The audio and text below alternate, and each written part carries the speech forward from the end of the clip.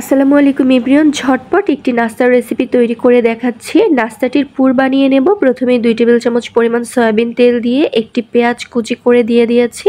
পেঁয়াজটাকে আমি ছোট ছোট করে কুচি করে নিয়েছি। অ্যাড করে দিয়েছি মটরশুঁটি। এখানে ফ্রোজেন মটরশুঁটি 2 টেবিল চামচ পরিমাণ দিয়েছি। এখন পেঁয়াজের সাথে একটু ভেজে নিচ্ছি।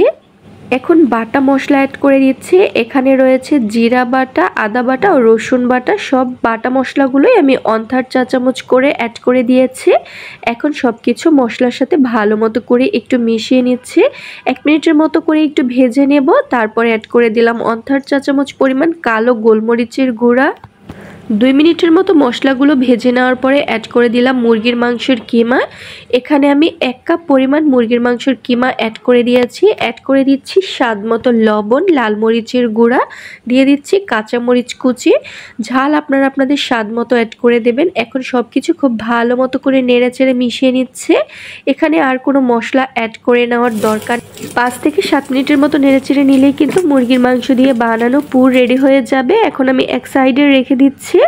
বানিয়ে নিচ্ছি আটার ডো। এখানে আমি প্রায় 1.5 কাপের মতো আটা নিয়েছি। অ্যাড করে দিচ্ছি কালো জিরা সামান্য পরিমাণ, 2 টেবিল চামচ পরিমাণ সয়াবিন তেল দিয়ে স্বাদ মতো লবণ দিয়ে ভালো মতো করে একটু ময়ান করে নিয়েছি। এখন অল্প অল্প পানি দিয়ে টাইট একটি ডো তৈরি করে নিব। এই ডোটা কিন্তু অবশ্যই একটু টাইট করে মেখে নিতে হবে, তাহলে নাস্তাগুলো বানাতে সুবিধা হবে।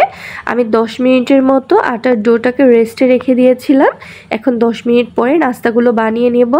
তো এখন ডো থেকে আমি ছোট ছোট লেচি কেটে নিচ্ছি। লেচিগুলো যেন সমান থাকে এজন্য আমি ছুরির সাহায্যে একদম সমানভাবে কেটে নিলাম।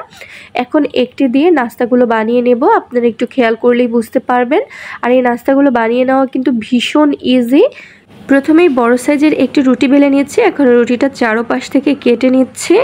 তারপর রুটিটাকে মাঝ বরাবর কেটে আবারও রুটিটাকে ছোট অংশ করে কেটে নিলাম। দেখে তো বুঝতে পারছেন একটি রুটি দিয়ে 4টি শিট তৈরি করে নিয়েছি নাস্তা বানানোর জন্য। এখন এখান থেকে 1 ভাগ নিয়ে আগে থাকতে বানিয়ে রাখা মুরগির মাংসের পুর দিয়ে দিলাম। তারপর ভাঁজ করে দিচ্ছি। বলে বোঝানোর কিছু নেই, আপনারা দেখলেই বুঝতে পারবেন যে নাস্তাটি বানিয়ে নেওয়া কতটা সহজ। আর অবশ্যই নাস্তাটি ভাঁজ করে দেওয়ার আগে চারপাশ থেকে একটু পানি লাগিয়ে নিতে হবে, তাহলে কিন্তু নাস্তাটি খুব ভালো মতো করে সেট হয়ে যাবে, ভেজে নেওয়ার সময় খুলে আসবে না। চারপাশে পানি লাগিয়ে দিয়ে হাত দিয়ে এভাবে একটু চাপ দিয়ে নিলেই কিন্তু খুব সুন্দরভাবে সেট হয়ে যাচ্ছে। এখন নাস্তাগুলো আমি গরম তেলের মধ্যে দিয়ে দিলাম। আর নাস্তাগুলো বানিয়ে কিন্তু খুব বেশিক্ষণ রেখে দেওয়া যাবে না, এতে কিন্তু নাস্তাগুলোর শেপ নষ্ট হয়ে যাবে। বানানোর সাথে সাথে ভেজে নেওয়ার চেষ্টা করবেন। এরকম গোল্ডেন কালার করে ভেজে নিয়েছি। 6 থেকে 7 মিনিটের মতো সময় লেগেছে ভেজে নিতে। দেখুন নাস্তাগুলো কিন্তু ভীষণ মুচমুচে হয়েছে আর খেতেও হয়েছে দুর্দান্ত মজার।